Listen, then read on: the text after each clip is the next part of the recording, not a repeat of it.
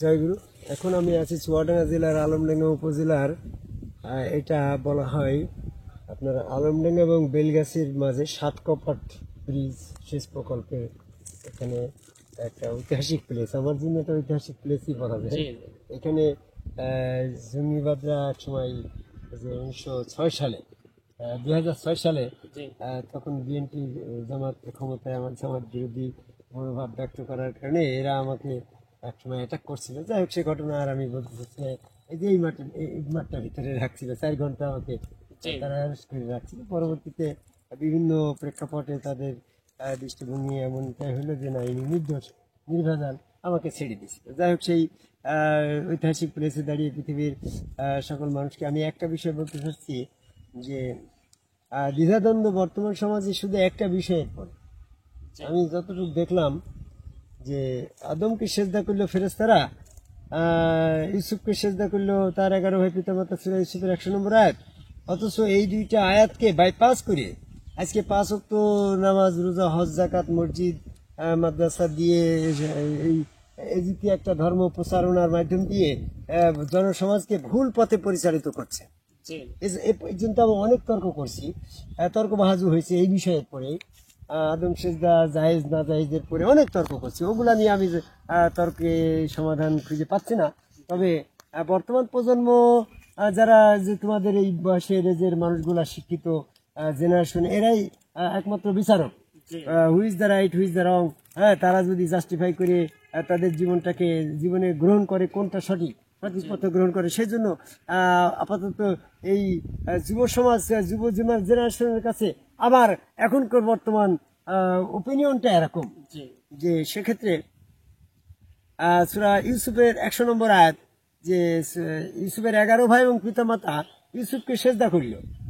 এই যে ফেরেশতাদের ক্ষেত্রে সেজদা করলো, ফেরেশতারা আদমকে, এক্ষেত্রে তারা বলছে ওটা ফেরেশতাদের জন্য প্রযোজ্য, ওটা আমাদের জন্য প্রযোজ্য নয় মর্মে এক ধরনের ওইটা সমাধান দিয়ে দিয়েছে। তো আমি এখন সেটার দিকে না গিয়ে সেটা ওখানে থাক। সূরা ইউসুফের 100 নম্বর আয়াত, এই আয়াতে যে ইউসুফের 11 ভাই ইউসুফকে সেজদা করলো, এই ব্যাপারটা নিয়ে আমি একটু গবেষণা করি, বর্তমান প্রজন্মের কাছে সত্যটা পৌঁছে দেওয়ার চেষ্টা করি। এবার তোমার নামটা কি যেন? আশিক। আশিক আশিক আশিক আমাদের ভক্ত। তো এই ক্ষেত্রে আমার কথাটা ছিল, ভালো করে বুঝে নাও। এই আয়াতটা যখন বর্তমান আলিম ওলামা মাওলানা মুফতি সাহেবদের কাছে, ইমাম সাহেবদের কাছে তুলে ধরা হচ্ছে, তারা বলছে এটা ইউসুফকে তার 11 ভাই সম্মানজনক সেজদা করছে।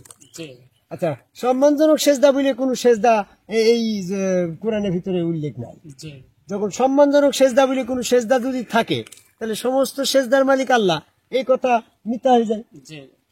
আর সম্মানজনক আল্লাহ পাকের নিজস্ব যে সত্তা, সত্যের যে নিজস্ব সত্তাকে প্রমাণ করার জন্য যে সেজদা, এই সেজদা নামের সিলটা যদি সৃষ্টি, এই সেজদা নামের সিলটা সৃষ্টি সবসময় তার স্রষ্টাকে দেবে। স্রষ্টার বাইরে কি সেজদা করা সম্ভব? তো তাহলে এটা যদি ইউসুফ আলাইহিস সালামকে তার 11 ভাই সম্মান করতো, তাহলে অন্য ভাষা দিয়ে, অন্য কর্মক্ষেত্র দিয়ে, অন্য প্রক্রিয়া দিয়েও সম্মান প্রদর্শন করা যেত না। কিন্তু সেখানে সেজদা নামের প্রসঙ্গটা আসলো কেন? সেজদা দিয়ে যদি সম্মান প্রদর্শন করা যায়, আর এটা যদি সম্মান প্রদর্শনের সেজদা বুঝাই, তাহলে আমি একটা আরবিক সাহিত্যের পরে মাস্টার্স করছি, তো একটা উপমা দিয়ে বুঝাই। স্ত্রী তার নিজের ইজ্জত, সতীত্ব একমাত্র তার স্বামীর কাছে দিয়ে। তখন স্বামীর বন্ধুকে সম্মান দেখাতে গিয়ে যদি স্বামীর অস্তিত্ব, যেটা অধিকারী যে পাওনাটা, সেইটা যদি আবার স্বামীর বন্ধুকে সম্মানজনক ভাবে দেয়, তাহলে এটা কি বৈধ হবে? না, বৈধ না। স্বামীর বন্ধুকে অন্য যে কোনো ভাবে সম্মান দেওয়া যেতে পারে, কিন্তু সতীত্ব হরণ করে, সতীত্বর প্রমাণ দিয়ে আমি সতীত্বর যে কর্মক্ষেত্র, যেটা আমার মালিক, আমার ইজ্জতের মালিক একমাত্র আমার স্বামী, সেই স্বামীর ইজ্জতটা যদি আমি বন্ধুকে সম্মানজনক দিই, তাহলে এটা অবৈধ হচ্ছে না? তো ঠিক তদ্রুপ ভাবে সৃষ্টি তার স্রষ্টাকে তার সবসময় আনুগত্যের সেজদা, ইবাদতের সেজদা, দাসত্বের সেজদা দিয়ে, সেজদার মাধ্যমে তার দাসত্ব আনুগত্য প্রমাণ করবে, তাই জন্য সেজদা করবে সৃষ্টি স্রষ্টাকে। তাই তো গো আশিক? এখন যদি সৃষ্টি হয়ে আর এক সৃষ্টিকে সেজদার মাধ্যমে সম্মান প্রদর্শন করে, তো তাহলে আল্লাহ পাকের অস্তিত্বগতের ভাবে সেই সেজদা নামের অস্তিত্ব, যে সেজদাটা একমাত্র আল্লাহ পাবে, আনাল মারজুবিল্লাহ সমস্ত সেজদার মালিক আল্লাহ, এই সেজদা দিয়ে যদি ইউসুফকে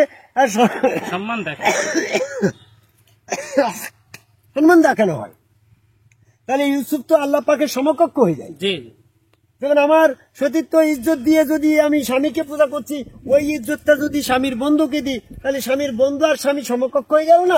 সমকক্ষ হয়ে যাচ্ছে। তো আমার আল্লাহ পাকের সেজদা যদি আমি আমার সৃষ্টির মাঝে আদমকে কিংবা ইউসুফ আলাইহিস সালামকে তার 11 ভাই পিতামাতা দিয়ে যদি সেজদার মাধ্যমে ইউসুফকে সম্মান দেখায়, তাহলে আল্লাহ এবং ইউসুফ সমকক্ষ হয়ে গেল না?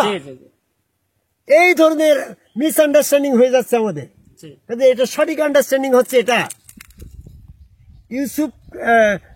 ইউসুফকে এই সেজদা করলো কখন?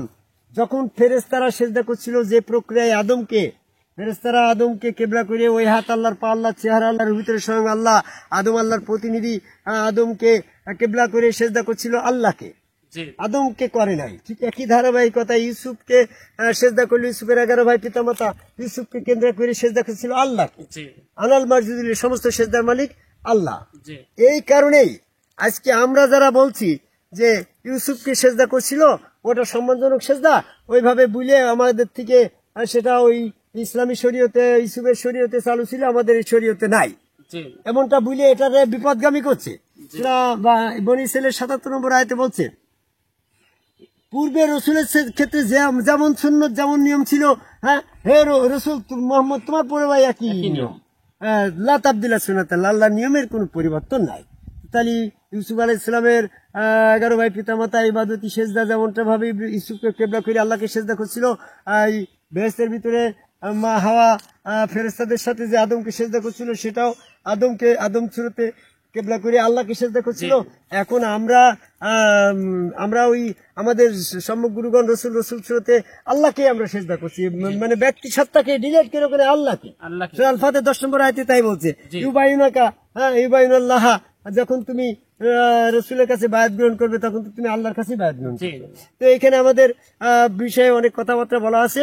এই ক্ষেত্রে যদি তারা বলে যে সেটা ইবাদতি সেজদা ছিল না, সম্মানজনক সেজদাও ছিল না, সেজদা ভুলবশত অবৈধভাবে ইউসুফের 11 ভাই পিতামাতা ইউসুফকে করে ফেলেছিল, জোরপূর্বক, ওটা ইসলামের কোনো বিধান না, এমনটা যদি বলে তারা বাইপাস করে আছে। তো আমার সেক্ষেত্রে কথা হচ্ছে, যদি আমি আরবিক সাহিত্যে পড়ে মাস্টার্স করছি, তো উপমা এসেই যায়, ঝড়ে জঙ্গলে একটা ছেলে অবৈধভাবে একটা মেয়ের ইজ্জত নষ্ট করলে সেটা বাইপাস প্রকাশ হয়ে গেল, তখন তোমার ওই মেয়েটাকে তো তওবা পড়িয়ে আবার শরীয়তি বিধান মোতাবেক ফয়সালা করতে হবে। তো তাহলে যারা তো সেক্ষেত্রে ইউসুফ আলাইহিস সালামকে সেজদা করলো, ইউসুফের 11 ভাই পিতামাতা, এই ইউসুফের 11 ভাই সে যদিও অবৈধ ছিল, কিন্তু ইউসুফ তো নবী, সে গ্রহণ করলো, তাহলে গ্রহণ করলি তো তাকেও তওবা পড়া লাগে। যেমন অত্যাচার করলো, নির্যাতন করলো ওই সন্ত্রাসীরা ওই মেয়েটার পরে, তাহলে মেয়েটাকে কেন তওবা পড়ানো লাগলো? মেয়েটা তোমার মানে আপনারা তো শরীয়ত তাকে না আসছে না। তো ঠিক ইউসুফকে 11 ভাই পিতামাতা জোর করে নির্যাতন করে সেজদা করছিল অবৈধভাবে, সেটাকে সমাধান করার জন্য তোমার ইউসুফকে তওবা পড়ানো লাগবে। কই ইউসুফ তওবা করলো? তাহলে এটা বৈধ ছিল, যার জন্য তওবার কোনো প্রসঙ্গ ছিল না। তা আমি বর্তমানে সূরা ইউসুফের 100 নম্বর আয়াতের প্রেক্ষাপটে বললাম যে প্রক্রিয়ায় ফেরেশতারা আদমকে সেজদা করছিল, সেই একই প্রক্রিয়ায় ইউসুফ কে সেজদা করল ইউসুফের 11 ভাই, সেটা ছিল সম্মানজনক সেজদা না, এটা ইবাদতের সেজদা। ওই একই ইবাদতের সেজদা পদ্ধতিটা যার যার গুরু তার রসুল সুরত আল্লাহ বিশ্বাসের সেজদা ভক্তির মাধ্যমে, শয়তান থেকে পবিত্র হওয়ার মাধ্যম দিয়ে আমরা এই সত্য সিরাতুল মুস্তাকিম পথ, এই পথে আসার আহ্বান করি।